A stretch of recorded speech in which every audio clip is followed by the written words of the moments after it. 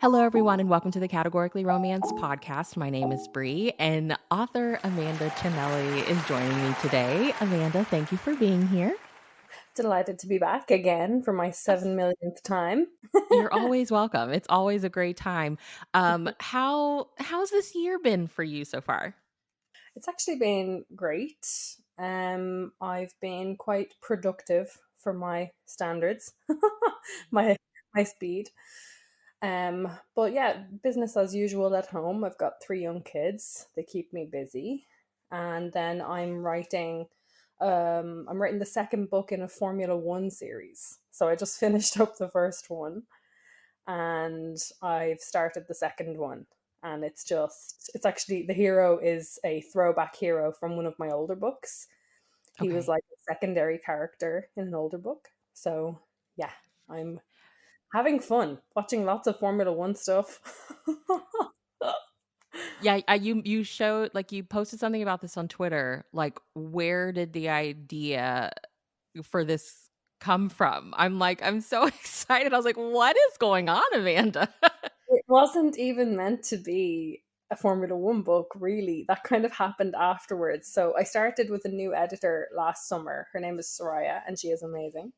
And basically, she said, what do you? I just finished up the Greek trilogy, and she said, what ideas do you have? And I said to her, I've got a Swan Lake retelling, but the hero is the swan, or I've got a book where it's basically um pregnant for Henry Golding, my best friend's widow, uh, Mhm. kind of thing.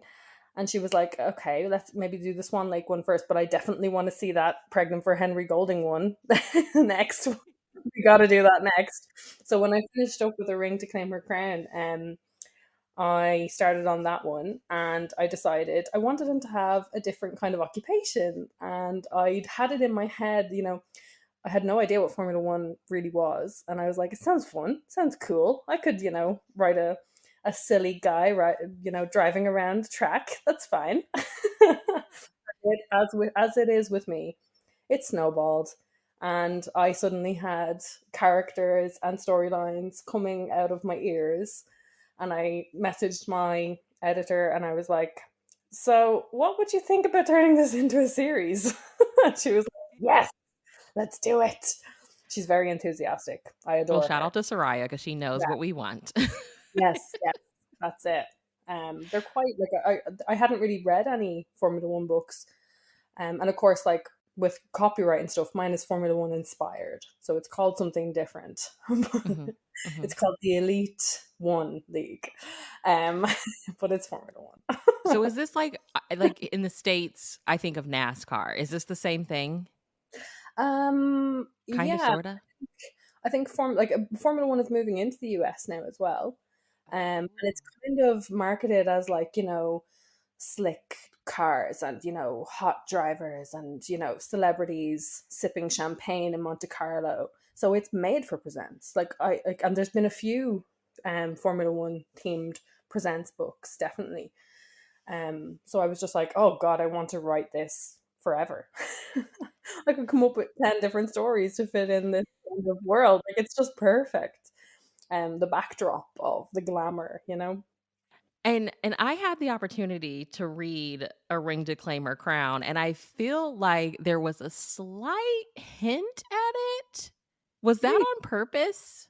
I think it was. Okay. Yeah, I think it was. Like there were some Formula One drivers mentioned as some of the bachelors. But I don't think the hero. Possibly one of the heroes might have been there. I don't know. Who knows? Yeah, I remembered you posting on Twitter, and then I'm, reading the book, and I get to a part, and it's, Formula One, and I'm like, "Hmm, is this a wink, wink, nudge, nudge of, something else is to come?" I live in my own universe, and I Yeah. just expect everyone else to live there with me. It's like, come Yeah. along for the ride. We're all mad here. Um, yeah. So So A it's Ring to Claim Her Crown is its own thing, it's not gonna be part of this new series. I forced myself to make it a standalone. It was Okay. so hard. Oh, it was so hard. I could have written a million stories. There is a secondary character in there that possibly one day might get her own story. Um, but B? yeah, I Okay. forced myself to keep it a standalone because I knew I was going to write this kind of racing world series trilogy. Mhm. Um, so yeah, it's for now it's just it is a standalone, but there might be I might get to write B's story someday, like with Yeah, this. I think someday B deserves a romance, just saying. No I've noticed pressure. presents authors do that. They'll just call back to a secondary character, and that's what I'm doing in the book I'm writing at the moment. Like this is a character who was mentioned in a book like 5 books ago. So we can make our own rules. I love reading books like that, series where it's like you're trying to follow the breadcrumbs and find, well, did they get a story? Do they get a story? Should I email Yeah. this author and harass them to make this character have a story? Has this character just, like, never left your mind? I mean, because you just finished Yeah. a series. So is it like, I know I'm doing a series and I need a character, and it's like, "Oh, wow, I never explored I He, never gave this person their own book." Like, what was it? he's been haunting me. Um, his name's Tristan Falco, and he was Mhm. mentioned in The Vows He Must Keep, which is the first book in my Avalar siblings duet.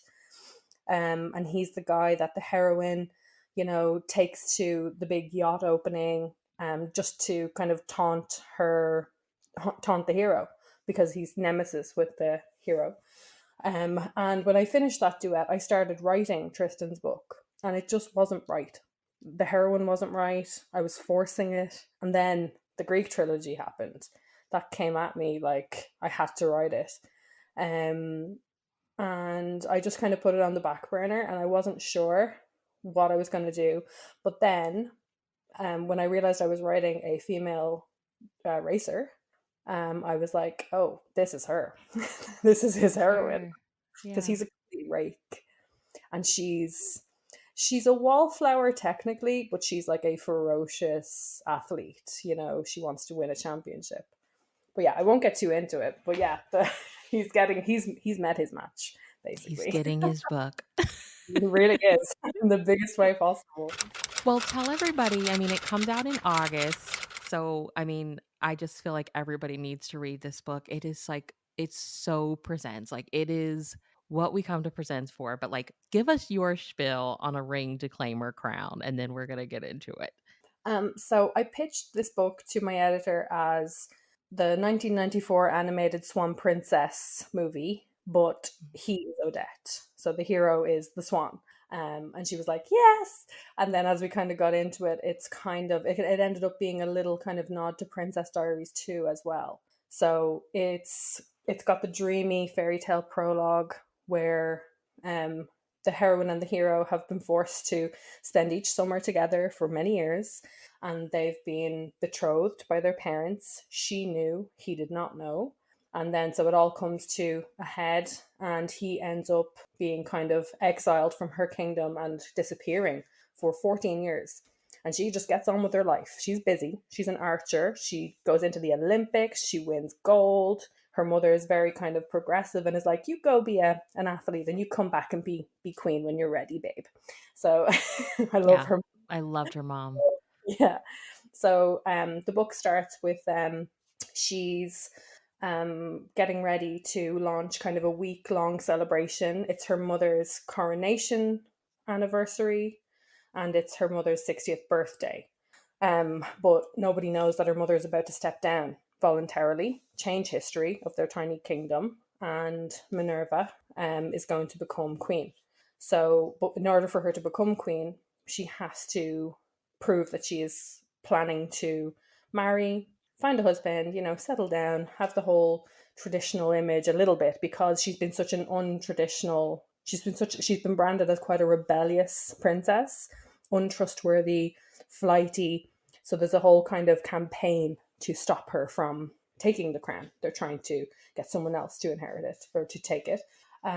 So she decides, even though her mother kind of says, "You don't have to get married," she's like, "No, I'm going to do it. I'm going to do the one traditional thing I can do." And she asks her mom to invite a load of bachelors to this week-long house party, basically. Um, and she's giving a speech, and she looks out into the crowd, and it is him. It is the boy who ran away 14 years before, but he is not a boy anymore. He is a very big, burly man, ginger pirate. He's got a big ginger beard. He's tattooed. He's very large. So I had an absolute ball writing him because my husband is a ginger. He's got a very big ginger beard. So there's a little inspiration there, a little nod to a love of the gingers. Because I don't think there's enough ginger heroes in Presents. You know, everyone's tall, dark, and handsome. You know, I'm Yeah. like a little love for the pale redheads. You know. um, Lero was just he just left off the page. He was stunning. I was like, I yeah. can totally imagine you. Oh, I went for it with this one. I just wanted to write something that was a complete love letter to, you know, everything that makes me swoon. And I really did it. Yeah, this book really feels like, and we're gonna chat like fairy tales, but that's exactly what it feels like. And I feel like a lot of times when we describe Presents to people, we're like, "Oh, it's like the fantasy, it's the fairy tale."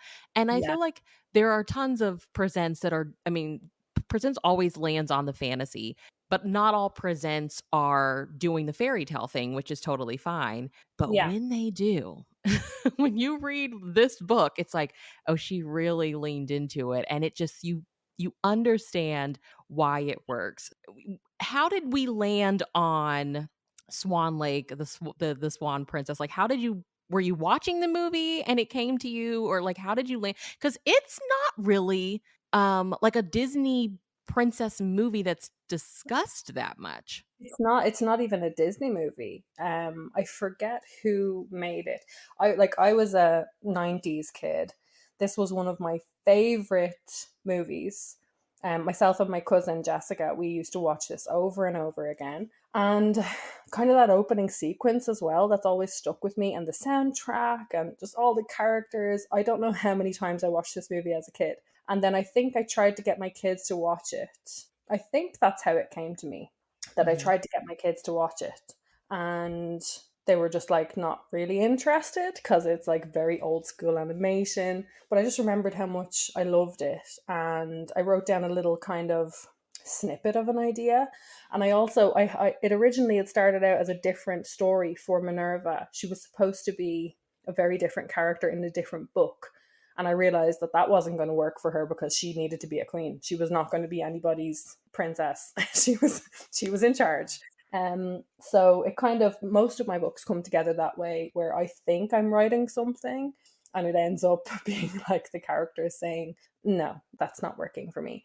But by the time I actually started this book, it was what it is now, which is very unusual for me. And I think it was that kind of reset button of finishing a trilogy with my last editor and then starting with a brand new editor, and just kind of knowing I was writing a standalone, knowing I could write whatever I wanted. There was no rules. And I knew I wanted to write something very kind of summer love, fever dream, you know, just like pure romance, swoon after swoon after swoon.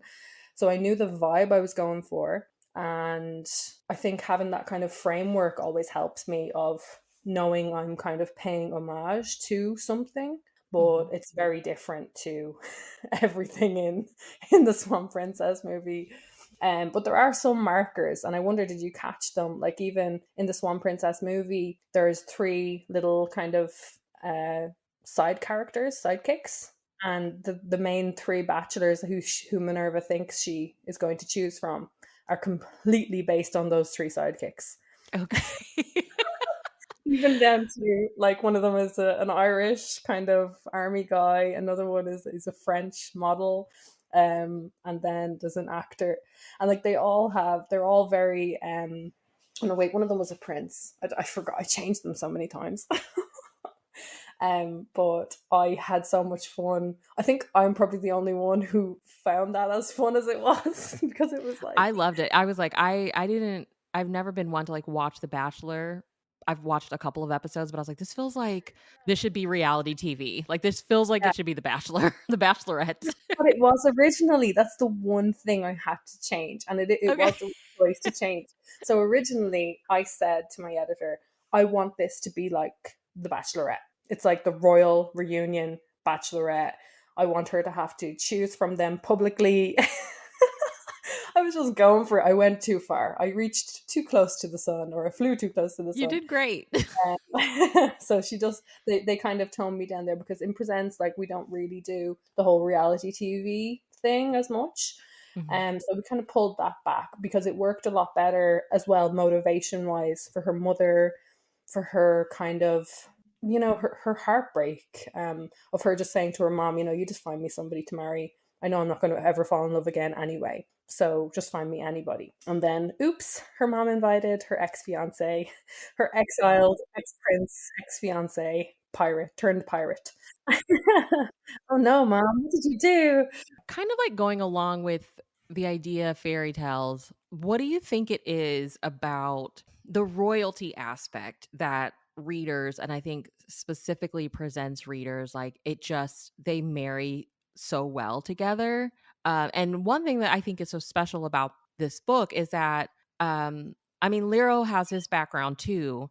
And Yeah, I feel like, I almost feel like, because, Presents is the home of the alpha hero, right? And Lero's very much the alpha hero, but Minerva's very alpha too. I was yeah, like, are we gender swapping? Are we like yeah. swapping the roles here in this book, Amanda? Because that Very is it, deliberately. her character felt very much like this should have been Lero. Like she Yeah. was like, I'm gonna do what I gotta do. And like not like a coldness to it, but like it's a duty thing. Like, as the future queen, I am Mhm. supposed to have a husband, so let's do it. Like, it is what it is. And I was like, you don't see this a lot.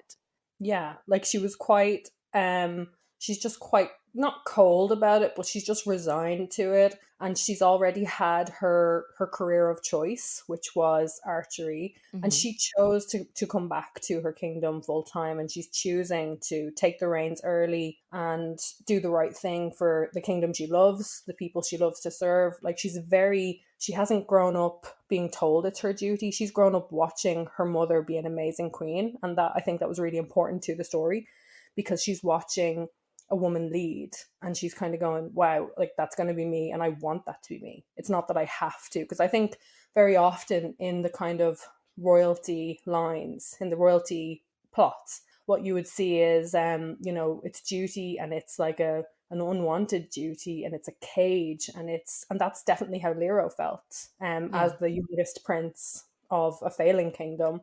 And that's why he wanted Minerva to run away with him when they were 19, and when he found out about their betrothal. He wanted her to choose him for him, and he didn't want them to have to, he just did not want to be royal, and he wanted them both to run away. And it was this horrible kind of push pull moment. And she chose to stay because she knows who she is, and he didn't really know who he was. So I think that's why he had to leave, and he had to grow up. And it was tough.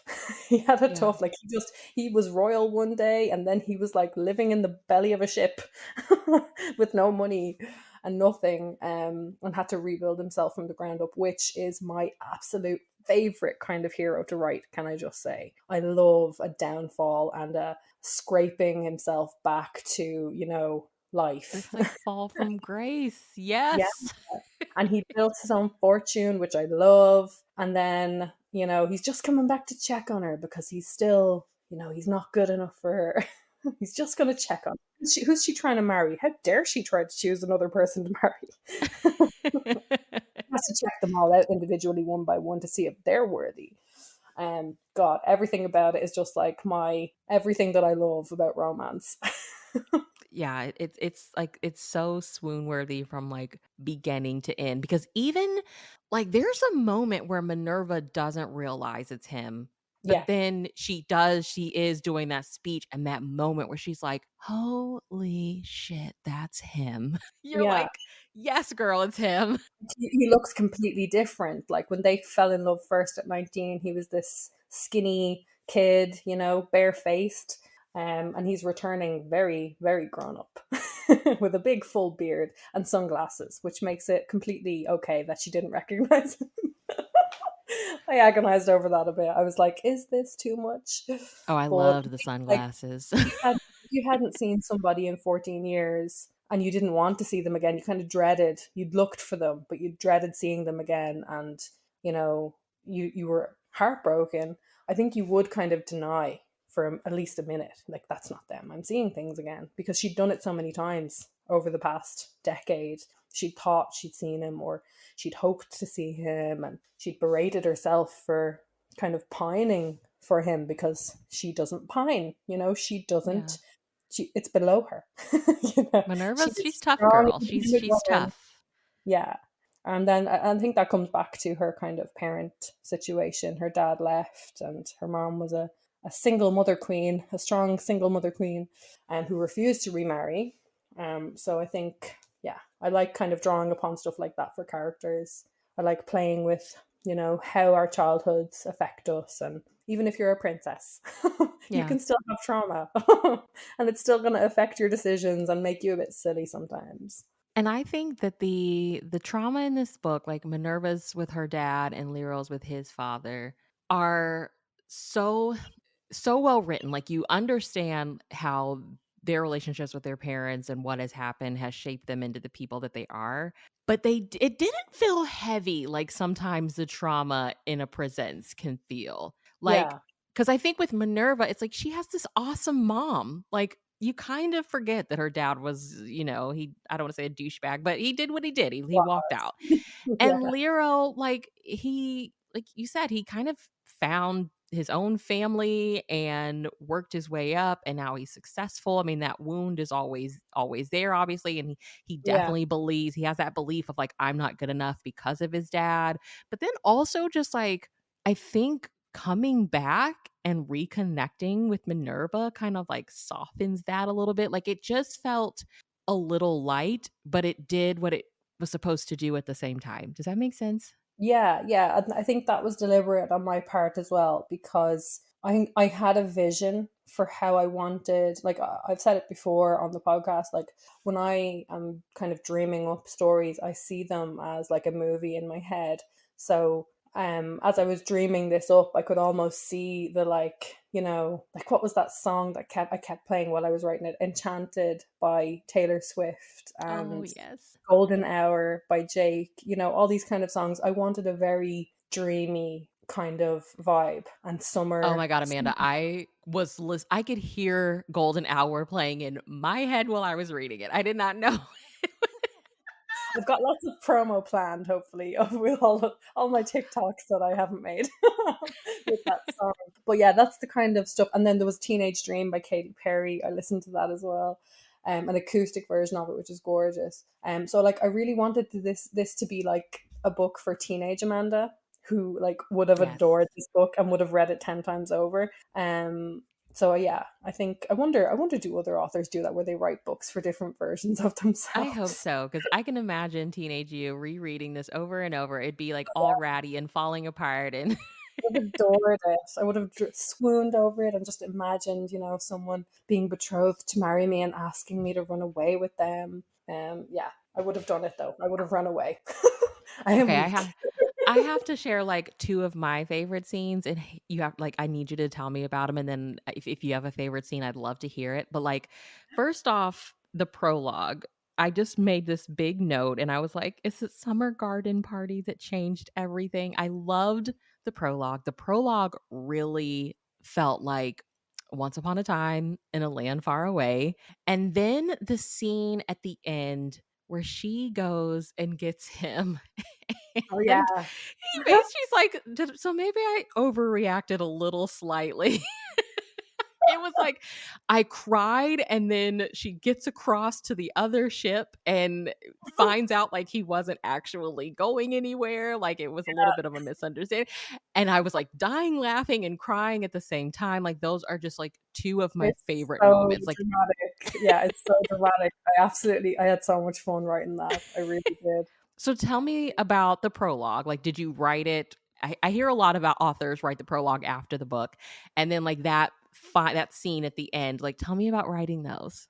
I definitely wrote that prologue first, and it was way too long. And my editor was like, "Oh my god, I adore every word of this, but we are gonna have to cut it down. It's like 20 something pages long, Amanda. It's way too long. Some people don't even like a prologue, but it was a necessary prologue because I don't like writing, you know, chapter one and then chapter two is for a few 14 years later. I feel like a prologue, especially because I wanted it to be that kind of dreamy fairy tale teenager prologue.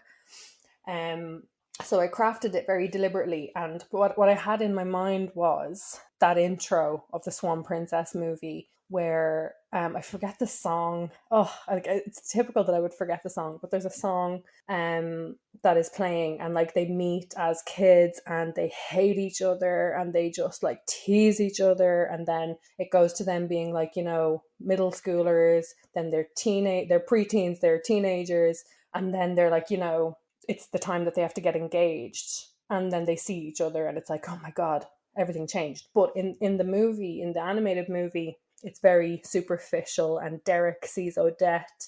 She's become the swan, you know, she was this awkward little duckling, and then she becomes the swan. And I knew I didn't want to do that. I knew I wanted it to be based on kind of Minerva's preconception of Lero and his very kind of withdrawn, introverted nature. And she's so extroverted and she's so adventurous and brave. And he was quite a fearful, nervous child and teenager, and he didn't talk much at all. And she became his voice almost. But I did have to cut down that prologue a good bit. There was a lot more backstory. I wonder, should I share the extended prologue at some stage? Because that might be interesting for readers to get the full. But I shared it, I wove it in later on. Like there's a horse riding scene, and I wove in a little bit more of kind of what went on during those summers, because I think they had 5 summers or 4 summers together before the summer where they got together. So she kind of brought him out of his shell. But there was a line in the movie, in the animation movie, that was he she Odette says to Prince Derek, "What else is there?" Because he says, "Of course I want to marry you. You're beautiful, you know." And she says, "What else is there?" Or no, she says, "What else? I'm beautiful, but what else?" And Prince Derek says, "What else is there?" And I knew I needed to get that in the prologue, so I Yeah. have that. I have Lero ask Minerva, you know, "You think we're good together, but what else? You know, like why do you suddenly think that we would be?" Because she's trying to say to him, you know, just go ahead with the elopement. You know, we clearly will make a good couple, and it's been arranged for so long. And you know, I'm sorry you didn't know about it, but you know, I didn't just kind of fall for you this summer just because of the elopement. You know, I do think we work well. So I really wanted to get that line in of what else is there, because. But my editor did kind of say, you need to make sure that she doesn't come off too harsh. Because, you know, him being like, you know, what else do you like about me? And her just being like, what else is there? Because she says something about, you know, we're great in bed, clearly, you know, we have physical chemistry, sexual chemistry. And he's like, is that it? But again, her kind of past with her father and her fear of being left like her mother was left, or roping someone into a royal marriage that they don't want to be in. Yeah, that's kind of why she said, you know, what else is there? It's going to be fine, you know, just go with it. And he's like, okay. And that's when he runs away. Yeah, For 14 it felt like one of the things that I have come to really love and respect about like the royalty romances is there's usually a character who, like, I think Minerva even says it at one point, like, for this relationship to work, she would have to keep her emotions at bay, or at a distance. It Yeah, feels very duty and business like this is yeah, what I have to do, and like there's no emotions involved. And I really loved that Lyra was like, no. That's yeah. not how we're gonna be doing this. Like, he's Um been in love for so long at this stage. He's just like, I can't be with you and not have you. It will kill me. right, Because right. he's so sensitive.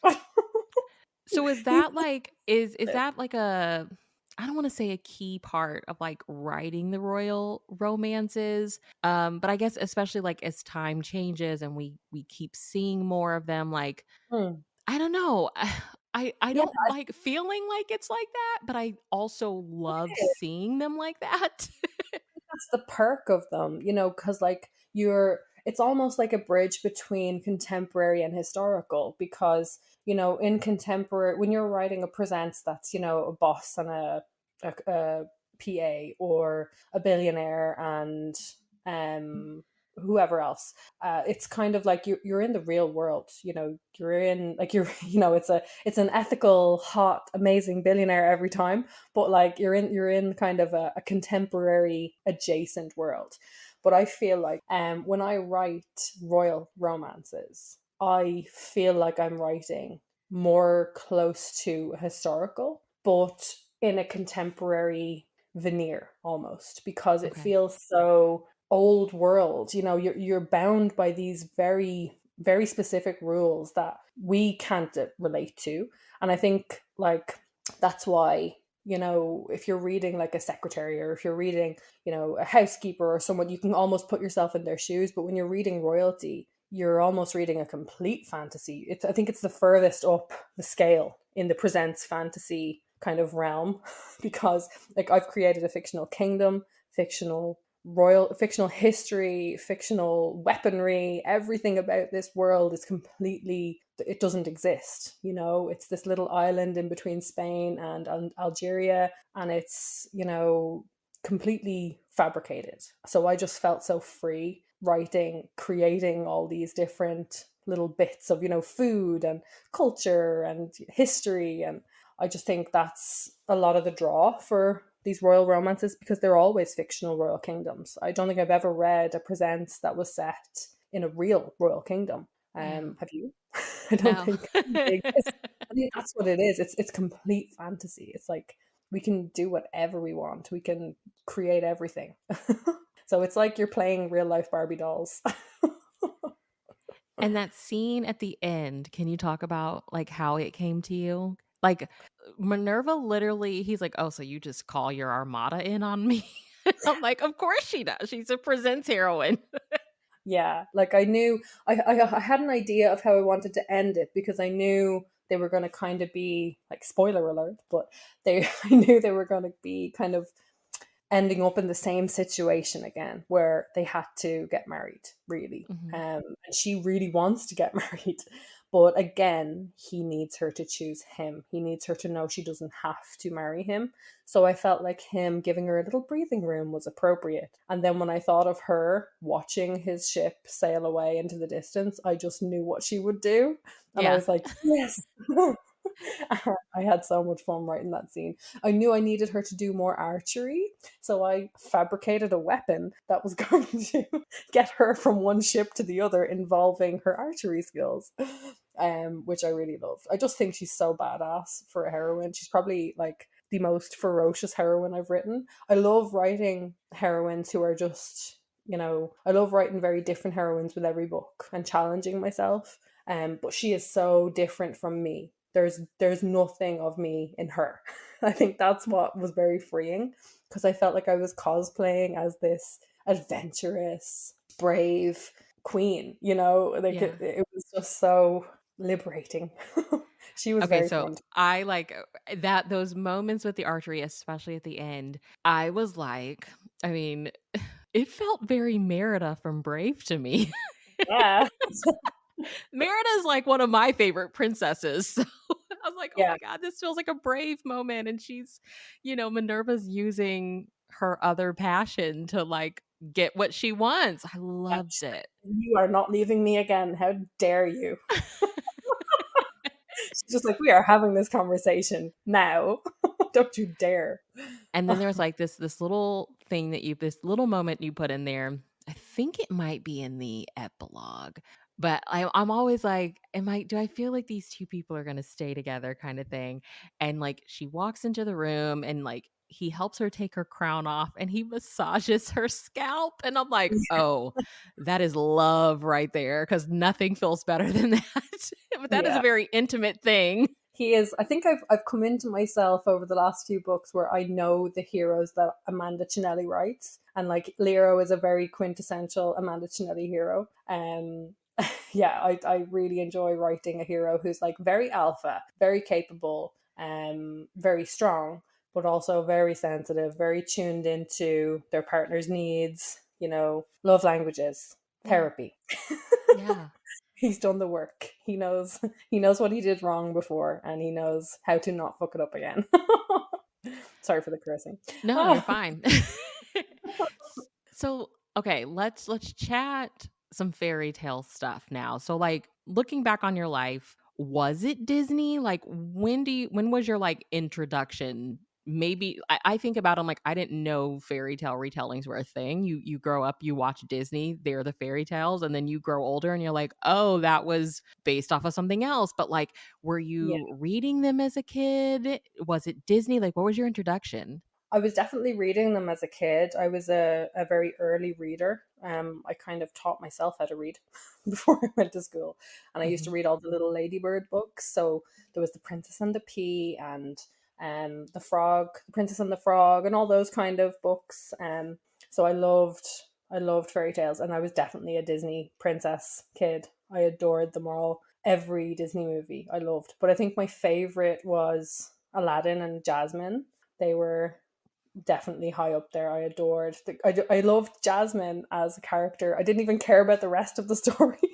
I just loved all of her scenes, and I loved seeing her kind of stand up to her dad and figure herself out and all. And I loved the red outfit in the in the hourglass.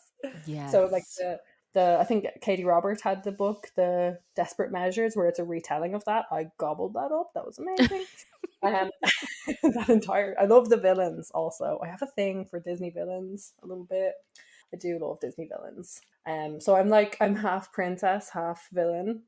So and there's no villains in this book really. There's kind of a background villain. So I do feel like I need to lean into that eventually in the future and write more evil characters, Oh, it's gonna pure be fun to see what you no. do. I struggle with those, I always try and see the good in everyone. And I'm like, Amanda, that's not going to be entertaining when you keep redeeming your bad boys before they've even become bad or done anything bad. Stop doing that. So with Tristan Falco, I'm trying to do that. But the yeah, I think I do love. Oh, I love Tangled, Rapunzel. Oh, That's that one one. was so fun. Still, I could rewatch that a million times over. Like I think all these fairy tale retelling movies for kids, they're just really written for adults. Yeah. We just we let the kids watch them so that we don't have to explain ourselves. I don't explain myself anymore. I tell my kids, I'm like, look, mom's weird. It's okay. We're all weird in this family. It's amazing. Let's just be ourselves. And now Mom, we have this whole Disney adult term. I love it. I don't think I'm a Disney adult. I definitely think I was more of a Disney kid. But Yeah, I love yeah. I'm like a Disney mom because I'm rewatching it through my kids. Like the what's the one where it's the villains' kids? That Oh, series, Descendants. Descendants. My oldest was obsessed with that. All the songs, all the different movies. We had all the costumes here, all the dolls. I love it. Again, the villains. There's just something a little special about the villains, I think. And one of the kids unfortunately died. I'm forgetting, was he Cruella's Yeah, son? I think he was Cruella's son. I can't yeah. remember, but, oh, that was heartbreaking. I was like, "No."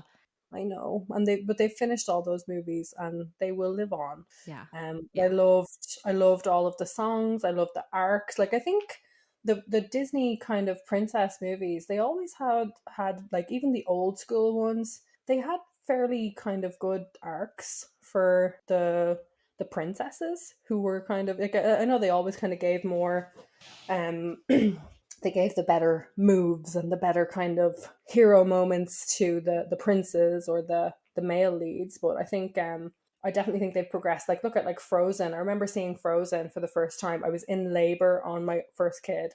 I was like sitting in my mother's living room. We watched Frozen, and I was like, by the time it got to the end, I was like, oh, she saved herself, or her sister saved her, and there was no like saved by like that like she was almost about to be saved by true love's kiss, and then there's that twist, and I was just like, yes, these are Yeah. the movies I want my kids watching. And that's why I think like writing a character like Minerva, I always think of my girls reading my books when they're older. when I'm writing them. I want to write books. I don't want to write something that I'm going to be like, don't read mom's books. Yeah. Don't take lessons from mom's books.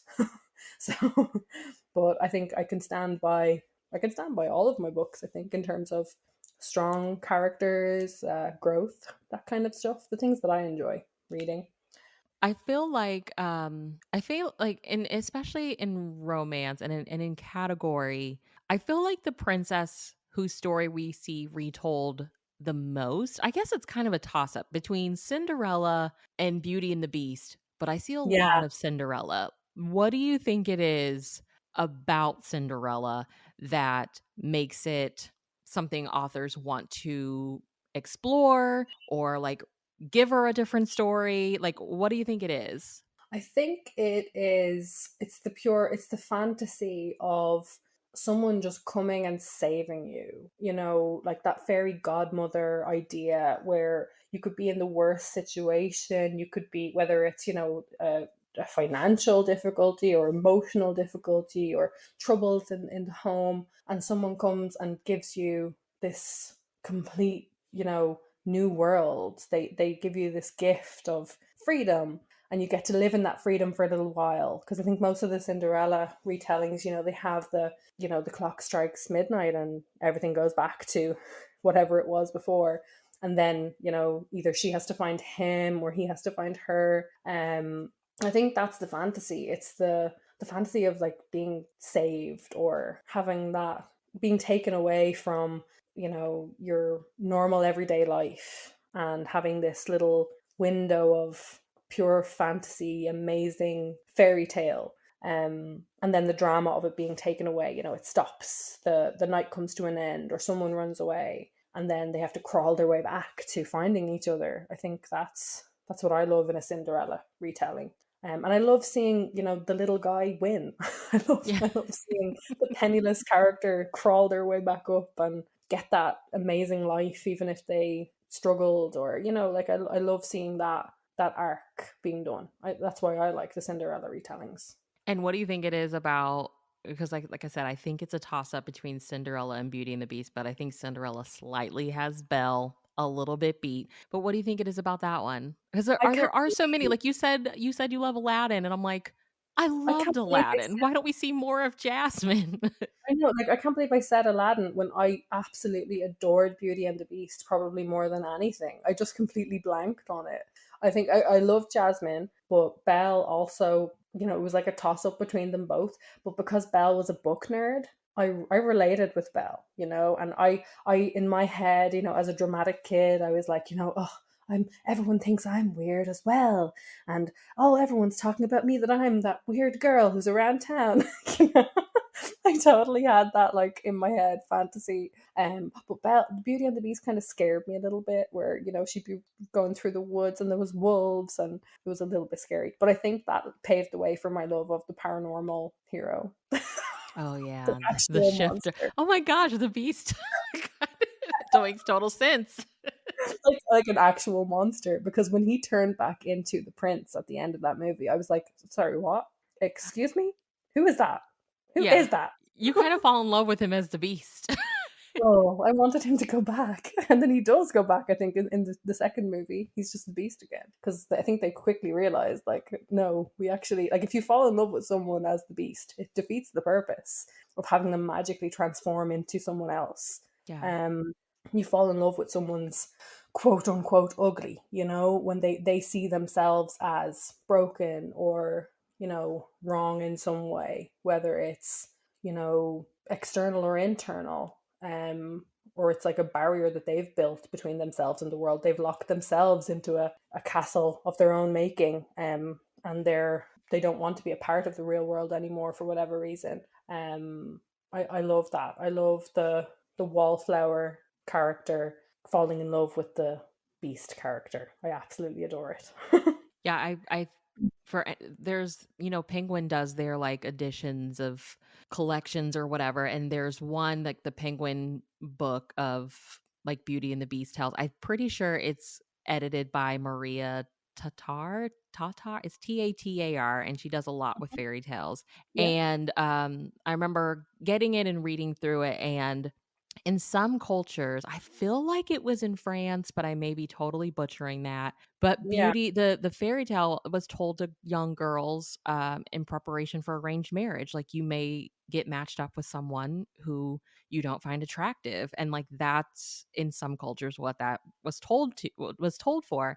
And I just think a lot Oh, about, like, how much when we think of, like, our kind of introductions to fairy tales, a lot of times it was Disney, but that was also someone else's interpretation of an of older fairy of an tale. older story. And, like, I hear a lot of romance readers now, they're like, "We want something weird, like, we want you to go for it."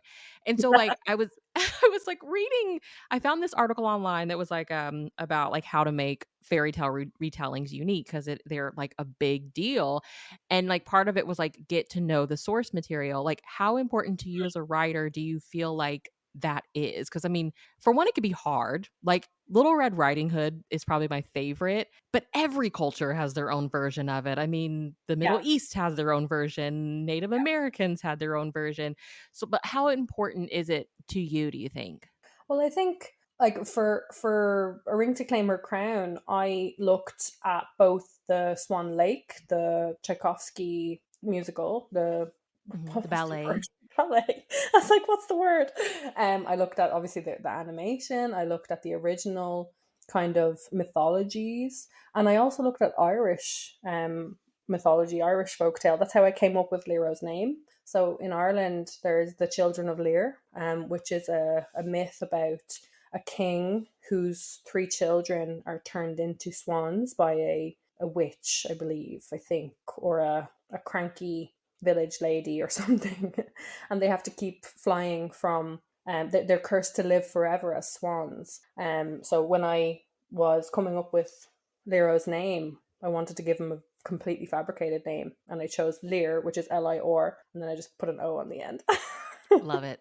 Okay. So my little nod to the Irish mythology, but I think a lot of the source material does not stand up to today's kind of storytelling standards, especially in terms of consent, A in lot of it's terms of really dark. really dark. Like, isn't I think it's either Sleeping Beauty or it's Snow White where she's assaulted and she gives. I think it's Sleeping Beauty. Beauty, She gives yeah. birth. She's in a coma. Like Cinderella, like, somebody's feet are cut off. cut off. Yeah, like when you look at the actual, like I think I'm quite happy with the creative license that various artists have taken over time, over the past few hundred years, to make these stories a little bit more palatable. But I think that's the nature of storytelling because at the time when these, stories, the fairy tales were probably created and told, they were probably told orally. The oral tradition would have been, and it's more of the time where things maybe that children needed to be scared to Yeah. survive. And standards were not very high in terms of consent, especially for women. And I think it is good to take the parts we like and cut out viciously the parts that we know we don't like and we don't agree with. Yes. And we can also, I think that that's the beauty of like retellings in general. You can kind of twist them and weave them, and you're it's like you're taking a little bit of the yarn from the original story and you're just weaving it through your own creation, like that's what I did with my mythology trilogy. Each book was a nod to a different Greek myth, but they were completely new, completely my own.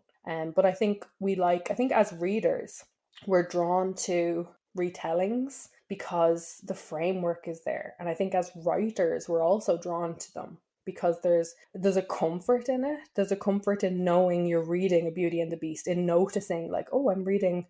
I definitely think that's a Beast character, or that's definitely a nod to Snow White and the Seven Dwarves. Like it's these little comfort markers, and then it's exciting because you're like, where are they going to go with this? Like, what are they going to do different? This is crazy. That's why I love them. I love reading them over and Does over it and over again. especially, like, in the world of category, like, I feel like Presents and, True Love, I feel like that's where I see, them kind of reflected the most. Yeah. Does it I guess now I'm kind of like, what's the difference now in in our world of category lovers? Now, sometimes the fairy tale almost feels like a trope. Like, if I see it on the cover of a book, I already know what to expect. Like, it feels like, oh, like if I read something, I'm like, oh, that's a second chance romance. If I see Cinderella, I'm like, okay, I know the beats of what is going to be in this story. Does it Yeah. feel like that for you or no? Yeah, like it does feel like, especially I think in terms of marketing now, like we market these books as tropes so much more because readers want to know what it is straight away. You know, readers don't want to have to read 17 pages before they understand what the story is about. They want to know this is a pregnancy story, this is a reunion story, it's a Beauty and the Beast, it's a Cinderella. Again, because they want that comfort, like they want to put in their order and receive exactly what they ordered. So yeah, I think I like it because I know as a reader, like I read a lot and I buy a lot of books, and I am a discerning shopper. You know, I'm looking at the back, I'm looking at the blurb, and I'm going, no, don't like that. Like this, don't like this. I'm very cruel. I'm like, no, hate that trope, love that trope. And I think we're all kind of like that. Romance readers are so particular. We know what Mhm. we like, we know what we don't like. So I know, like, if I'm going to put out a Cinderella themed story, I'm going to, like, people are going to know I don't like Cinderella stories. I'm not going to read it. And I think that's really valuable. Like, that's something valuable that categories do that a lot of other lines don't do at the moment. A lot of like single titles, you don't know what you're getting a lot of the time, sometimes. But that's why I love those little marketing pictures where they have the little lines and the taglines of all the tropes. I adore them, you know, where they're like best friends to lovers, enemies to lovers, and it's just like every trope, like a little buffet, and the So covers in you the middle. know exactly, Oh, yeah. I love it. It's like reading a takeout menu, and you're like, yes, that's what I like to read. So I think it's good. I do think So it's when good. you pick one up, are you drawn to it for like what hits you first? Is it like I am coming to this because it's familiar, like okay, it is, it is a Beauty and the Beast retelling, so I know what that is. Or is it like with the Katie Robert one like, "Oh, I want to see what you're going to do different with this thing that's familiar." Yeah, like I think as someone who loves an enemies to lovers story, or a villain story, when you read outside your genre, like I think it can help people to become a little braver, because I know I've read paranormal, I've read dark romance based on the familiarity of a Beauty and the Beast trope, because I'm going into a new genre. Like I'd never read dark romance before. I'm pretty sure that Desperate Measures was my first dark romance, because I think it was definitely one of the first. And like, what a one to start with! My God, it's hardcore. And it's like, you know, Jasmine and Jafar, which was immediately like, I was like, okay, I know, I can picture it. You know, it's high concept. You can picture that in your head, which I think is what draws me to it. Because I don't like going into a book knowing absolutely nothing. But I know some people are the complete opposite, and they hate knowing anything because it builds an expectation. And I Mhm. suppose, like, if you're someone who adores Cinderella romances and you pick up a book with the expectation that it's going to be a perfect Cinderella retelling, and it's like it ends up being a very loose, which a lot of the presents retellings tend to be very loosely themed. You know, they're not always 100% true, or even maybe even 50% true. So I think it's probably possibly a double-edged sword, where it's like it's familiar, but if you're going in expecting it to be a beat by beat retelling, you're going to be disappointed a lot of the time, because as writers, we often want to do it very differently. Sometimes to the point of just like completely untangling everything and piecing it back together. Well, I'm just talking about myself now. My process. I'm like, rip apart the myth and put it back together backwards. Are Um, there any that you think would be like too difficult to do?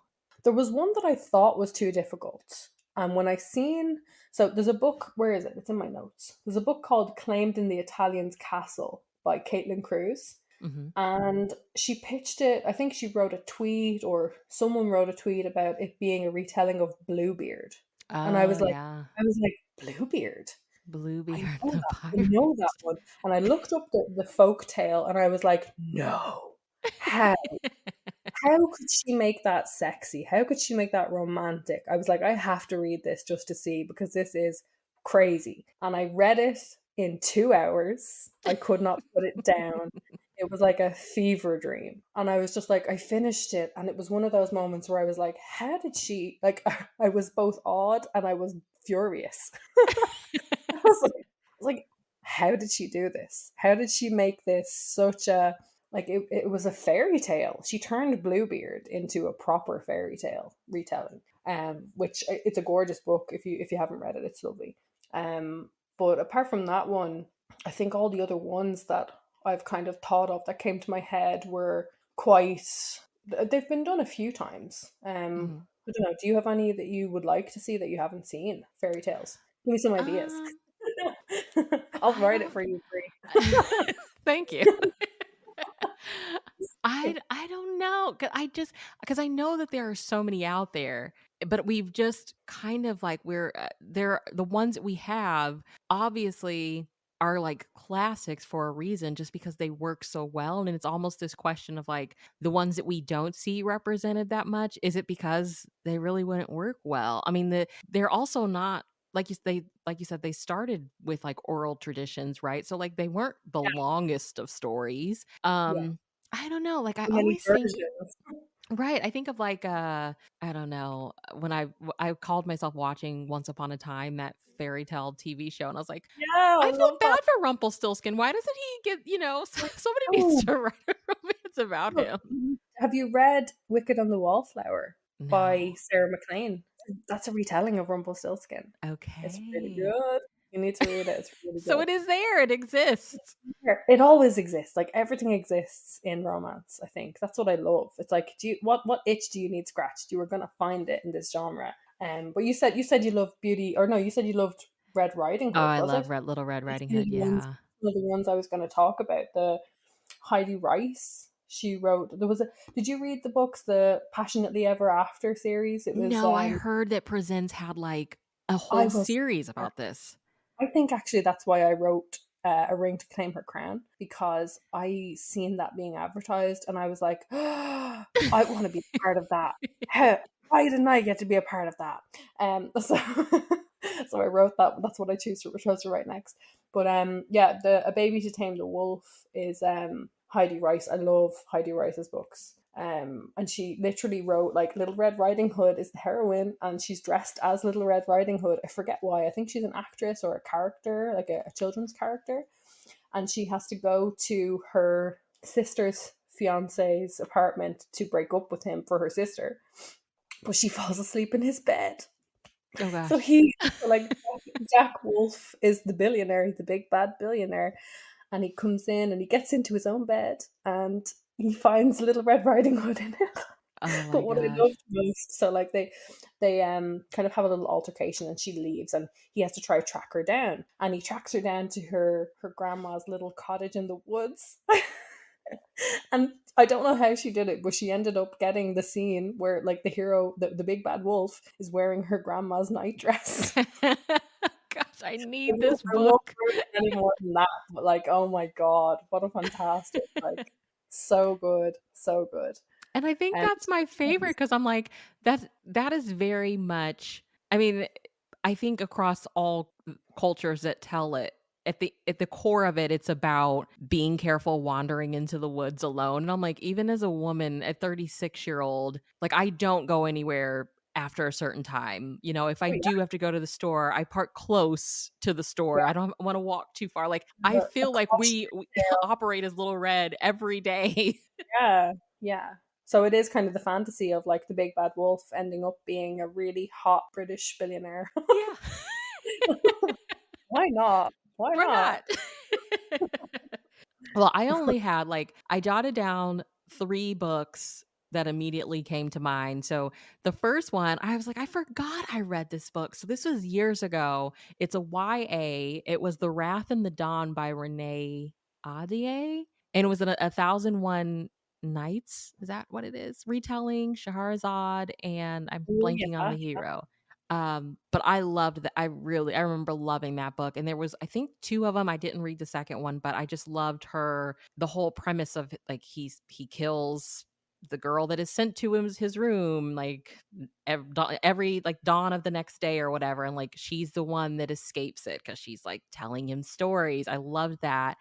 And then from True Love, I read Cinderella's Forbidden Prince by Ruby Basu, which just classic Cinderella. It had like sometimes I read true love books that have these like moments where I'm like, this feels very much like a cousin to presents. Like they have those fairy tale moments that the Yeah. lines are kind of blurred. And like she had like a secret garden scene in this book Ooh. too that I loved. And it's set on like this fictional island near India. And the heroine's like an art conservator. And there's the prince. And he's very much, I got to get married for duty type deal, but he falls in love with her. It was great. And then Ooh.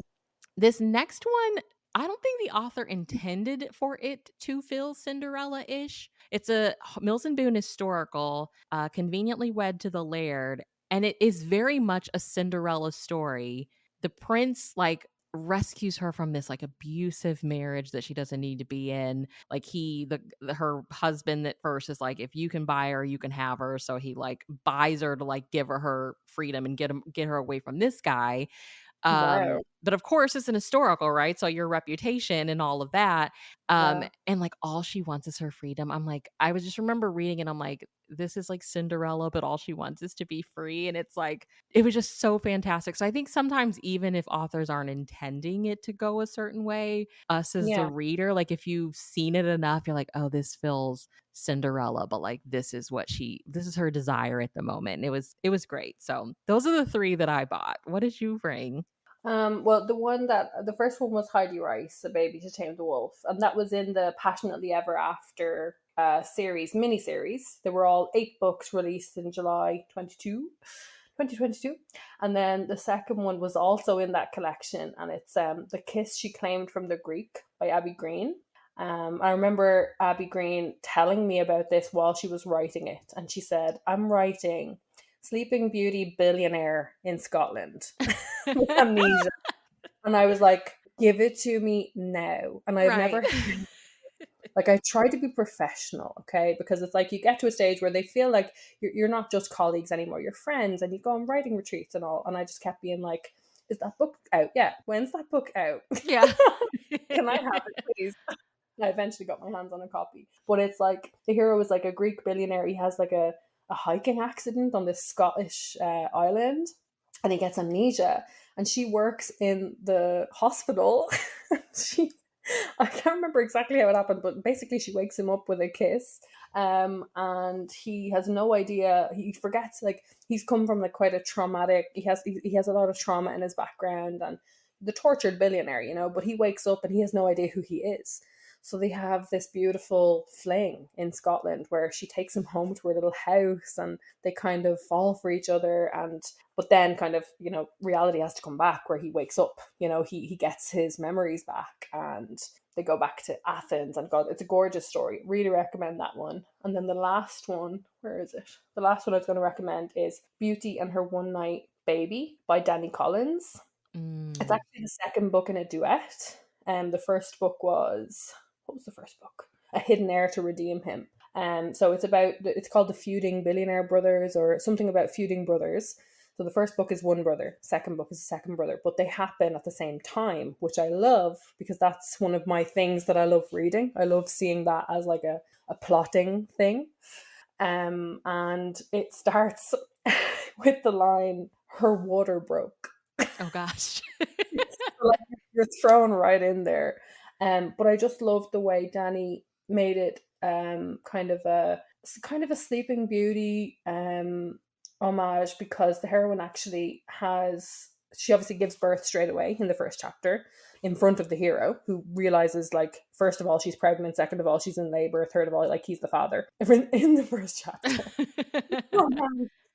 Which I love as well. But I loved that the heroine had postpartum depression, and that kind of became almost like a metaphor for the Sleeping Beauty part. And I loved how Dani handled it. I thought it was handled so well. And I loved the whole connection with the first book in the duet. Like, I think it was a really tightly written duet. I really loved it. But that's another one. It's kind of a thinly veiled Sleeping Beauty homage. It's not too beat by beat. You could almost you could almost miss some of these being fairy tale retellings unless it's one of your things you love and you look for it. Yeah. Um, because like if you've never read Sleeping Beauty, you're not going to see Sleeping Beauty in the book. You're just going to read it for the characters. You're going to read it for their story.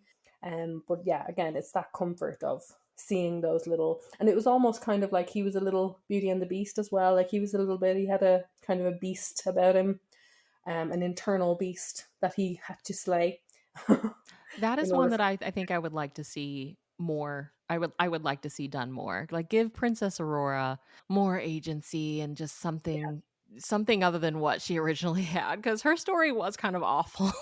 And even I think like I don't know how much I've seen of like Snow White. I don't think.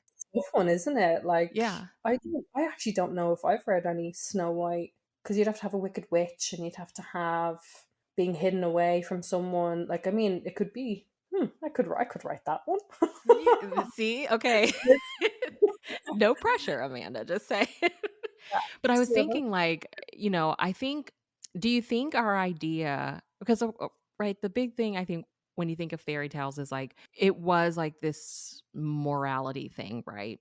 yeah. And I wonder if our idea of what a fairy tale is has changed. Like I got approved recently for an arc of a book coming out in December from Berkeley that's basically a retelling of The Wizard of Oz. It's like the fairy tale life of Dorothy Gale. And I'm like, The Oh, Wizard of Oz for me was one of my favorite movies as a kid. Like, very yeah. much a fairy tale, right? Like, I could consider that a fairy tale. And I'm like, like, I remember Terry Wilson, who writes for Special Edition, but with, I think, Source Books, she did a retelling of 101 Dalmatians. Oh, And I'm like, wow. I love that movie. So, do you think Yeah. our idea of fairy tales in general is kind of because we are seeing more retellings of things? Yeah.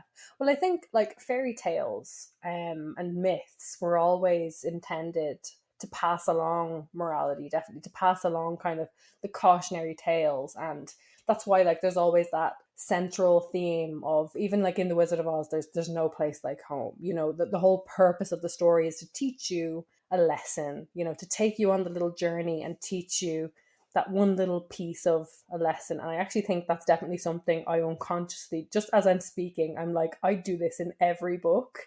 I have like a lesson and I'm trying to not beat my reader over the head with the lesson of like, you know, but trust yourself or your worth is more important than anything else or all these different things.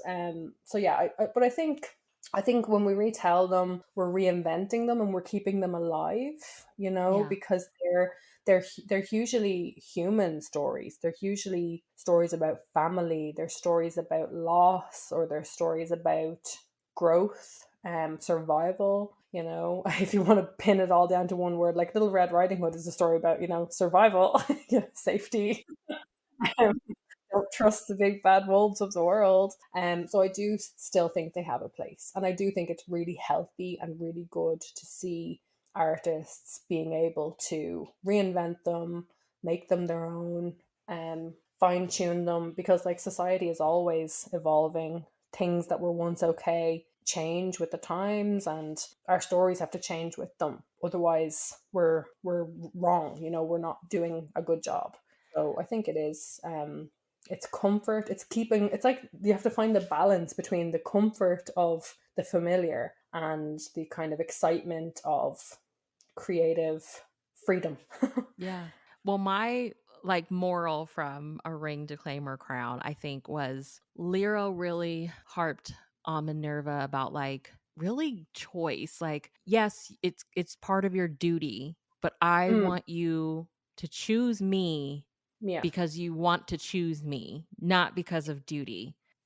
yeah, And I don't know, maybe I guess in a weird way it's like always remember you have a choice. What would you say it is for you? Like what's the moral of the story for you? yeah. I think it was that he believed he believed that love. He believed that he wanted love more than anything, and she believed that love was dangerous Mhm. and that it was safer to have, a marriage of convenience.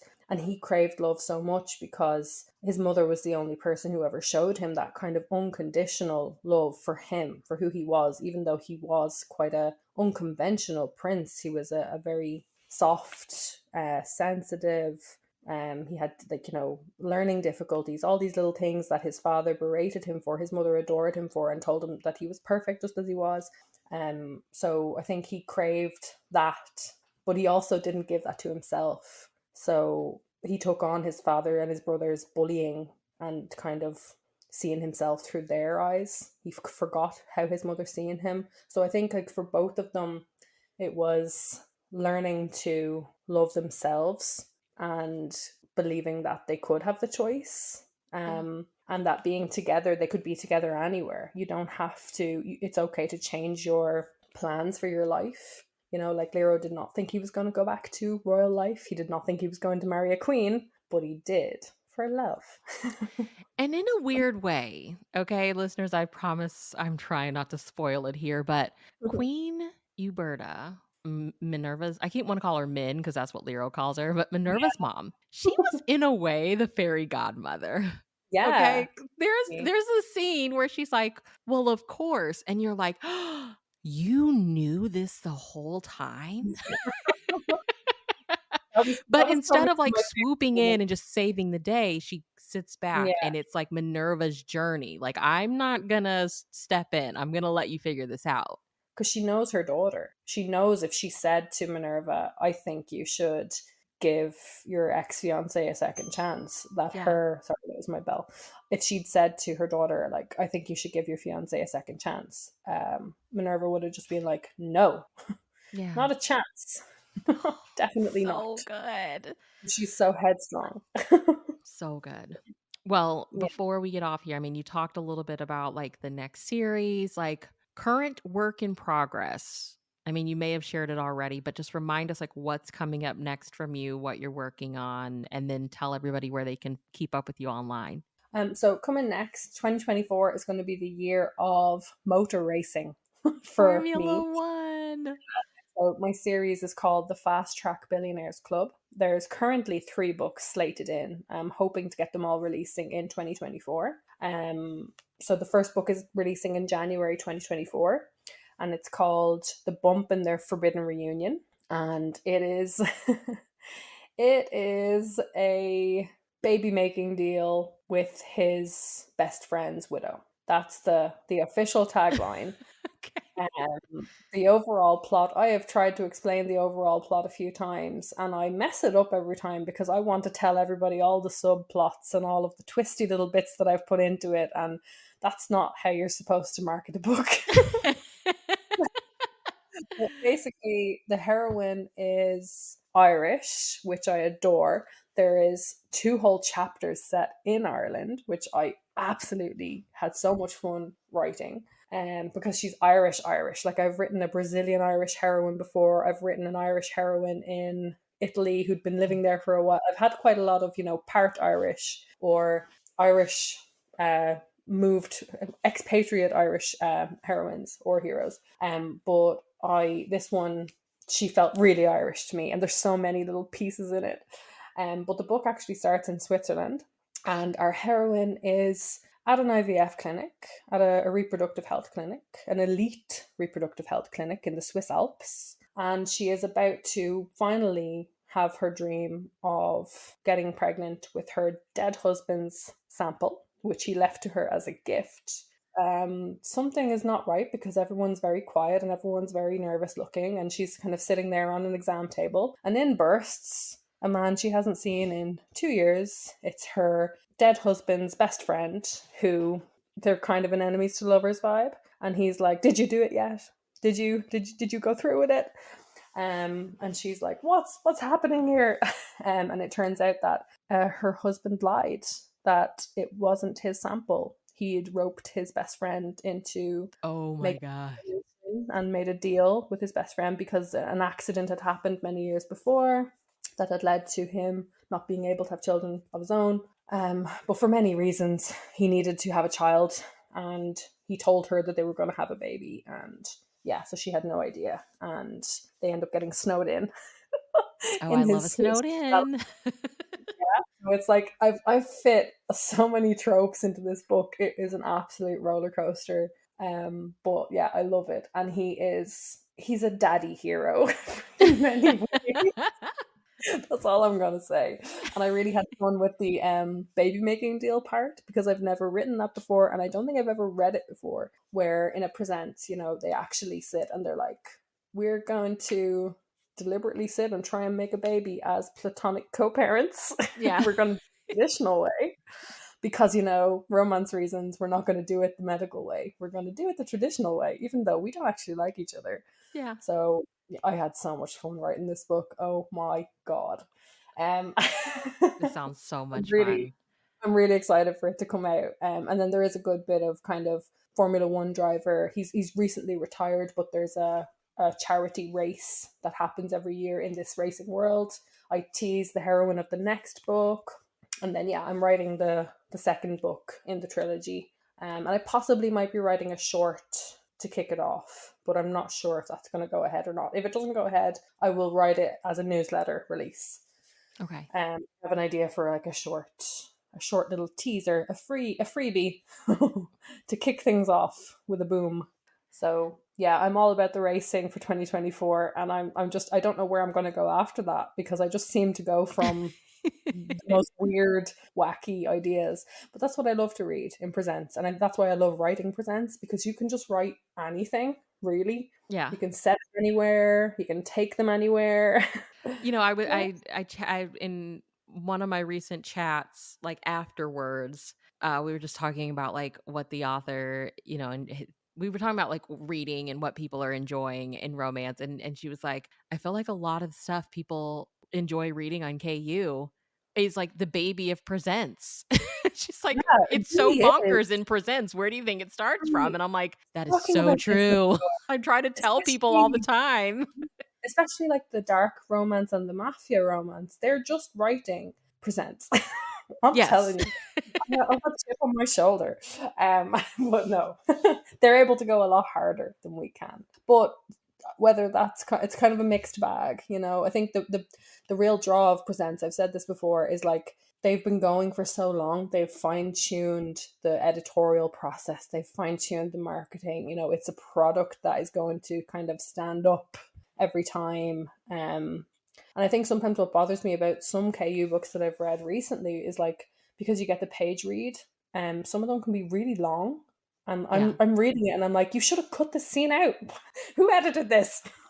Look, I've become a total snob since falling in I love with I category. know I'm like, girl, this did not need to be 350 pages. it's so hard when you're a writer and you're trying to read. And like, I try actually to read a lot more kind of paranormal or historical because I just get so, especially when I'm reading other presents or when I'm reading anything that's presents adjacent, I'm reading it through the lens of a writer. And I'm going, why did you make that choice? Mhm. What's the motivation here? Where is this going? Do you read a lot of true love? Like, do you ever feel like they are like almost sisters or cousins in a way? I did years ago. I think lately I read more historical, the Okay. historical line or the presents line. I always liked a little bit more inside the bedroom action, and I Hmm. would get kind of. But I think some writers can do it amazing, even if they don't go inside the bedroom. They can get that tension. I think, like like that really slow burn tension where you're literally staring at the page, like, oh my god, just kiss already, Yeah. please, like just put me out of my misery. I used to love reading the medicals as well. But I tend to read a lot more non-category because I write category. Yeah. Like Makes sense. I've been reading a lot more like monsters, stuff like that. Rom-coms. I'm trying to get back into reading more rom-coms. They're so fun. They are Yeah, so fun. yeah. So, where can everybody keep up with you online? I am mostly on Instagram for the most part, and then I dabble in TikTok. I struggle with the TikTok notification system. I feel like it's a flawed app. It doesn't show me. Like if I repost something now and I add a comment to it, I get a million notifications of like strangers liking my repost, and I'm like, how do I? make this not happen. Because it looks like I have like 15 notifications, but I have zero of my actual content. Yeah. Really hard to get visibility on TikTok without like paying for it and stuff. But yeah, that's just me venting. Sorry, as a working professional in the romance industry, these apps. They're trying I to think that's the best way to describe it. I'm like, I oh, dabble. I feel like I'm a dabbler as well. it's so Like frustrating. They want you to pay for everything, and I'm like, no, I draw the line. Okay, no. and how can everybody like sign up for your newsletter in case you do drop that short as a freebie? Yeah, I have a Substack.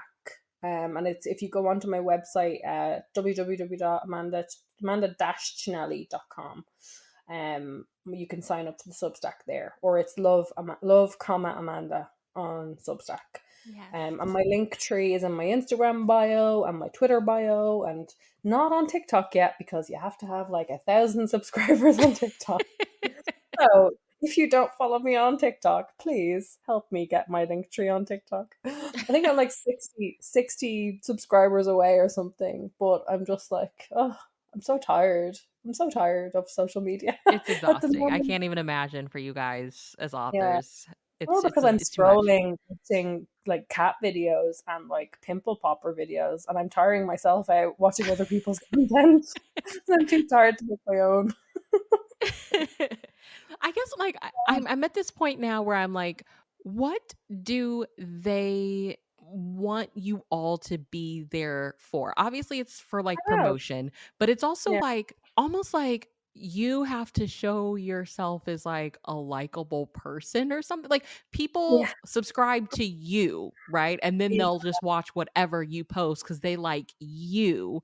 And it's Yeah. like, but it takes a lot to like You can like get build attention. that. Yeah, it's like you're in a window and you're dancing in the window, going, "Hey, hey, hey! Look in my window. Come Right. check." And then my window is just full of weird me, just doing weird sounds, making the odd sexy promo, being inappropriate. I'm okay with that being my brand. That's totally fine with me. Like I'm like a bridge between a rom com and a spicy category, so You I'm are. fine. Where I live. That's where I live. Little weird, little spicy. It's fun. I like it here. I've carved out my space.